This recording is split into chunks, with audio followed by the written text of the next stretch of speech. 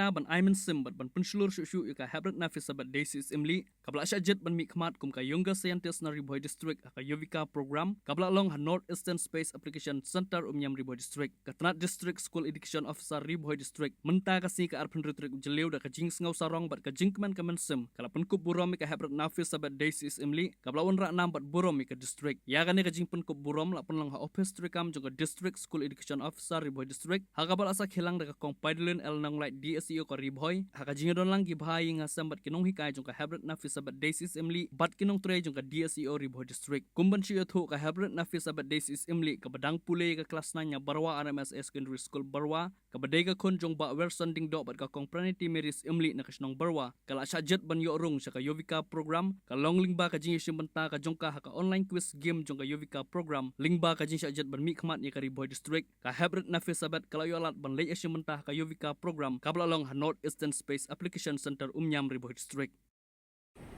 itu Pagkain nga kaday kalong ka Nafis sabat Imli at nasyang class 9 bakaskol nga kalong ka Barwa RMSA secondary school suna. Ko kaya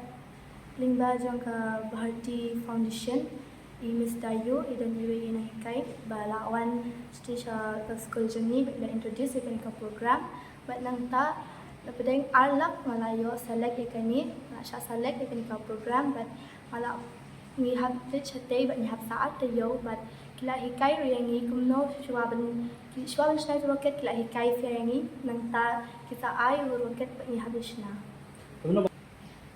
paan sini nga ban shnai rocket hantu kidan pun kina hikay ro kibala guide ini kila abu kina hikay ban guide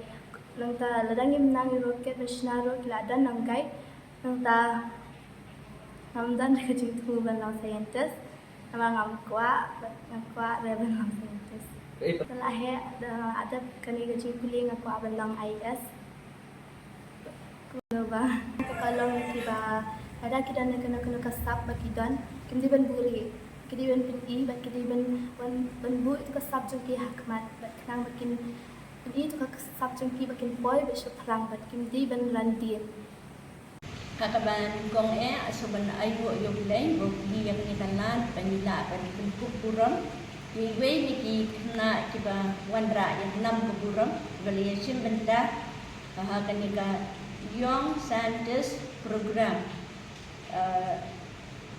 Dai na kanika daw ba office minta kasmi ni ai ki momento ye kum kadak kajing buram ye na kabenda kajing le sitom kajing ban boy kanika thong madla job ya ka ningkong ya ka quiz competition hapdeng jong atlaput di student habaro kari India bat lawan ba arta bat ila yo susu manang participate ya kanita young scientist program bat ila la ban sina yung new rocket bat ni kitbok kiduyang ye by inang leminat hakikat kisla but by insa hakaway kisni insa long scientist ba crown jong kari but kajat pagriyo kajami the I kublero ekonomikay ibalaya Tracy Tom nadai headmistress yang school ibalaya pencelur ini kena banyak cakman banisim benda hagini ki online program but wait ki program ki ba kiyola yang kebanyakan benda. Hendak cepangan ni ka RMSA berwa dan tu sedang ya ka macam senam, but kalau kiu sebut, but instrument ya kini ki RMSA ki badan akan ni ka Riboy district kejami, kawai hidin kawai kia kiu, but kilanang ya